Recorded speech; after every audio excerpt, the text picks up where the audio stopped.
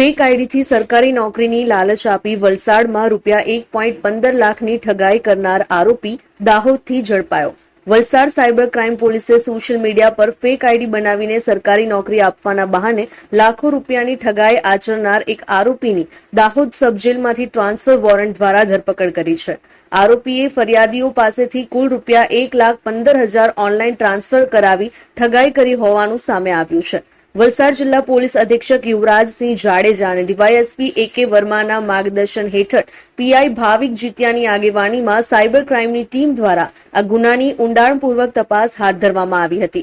તપાસ દરમિયાન પોલીસને જાણવા મળ્યું કે આરોપીને ડોક્ટર રાજીવ મહેતા નામથી ઇન્સ્ટાગ્રામ પર નકલી આઈડી બનાવ્યું હતું। આ ફેક આઈડી દ્વારા આરોપીએ પોતાના સરકારી અધિકારી તરીકે ઓળખ આપી હતી અને લોકોને સરકારી નોકરી આપવાની લાલચ પણ આપી હતી। તેણે QR કોડનો ઉપયોગ કરીને ફરિયાદીઓ પાસેથી કુલ ₹1,15,000 ઓનલાઈન ટ્રાન્સફર કરાવીને ઠગાઈ કરી હતી। પોલીસે આરોપીની ઓળખ અને ધરપકડ ટેકનિકલ તપાસના આધારે કરી હતી।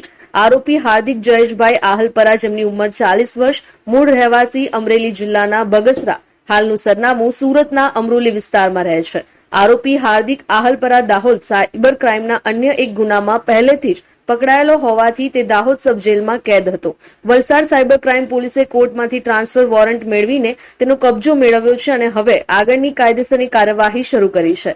સાયબર ક્રાઇમે લોકોને અજાણ્યા અને શંકાસ્પદ પ્રોફાઇલ પર વિશ્વાસ ન કરવા અને સરકારી નોકરીની લાલચમાં આવીને કોઈ પણ પ્રકારના ઓનલાઈન નાણાં ટ્રાન્સફર ન કરવા માટે ચેતવણી આપી છે। અમારી લાઈવ ન્યૂઝ 24 ચેનલને સબસ્ક્રાઇબ કરો, બેલ આઇકોન દબાવો જેથી આવનાર ન્યૂઝ અપડેટ્સની નોટિફિકેશન આપ સુધી સૌથી પહેલા પહોંચે।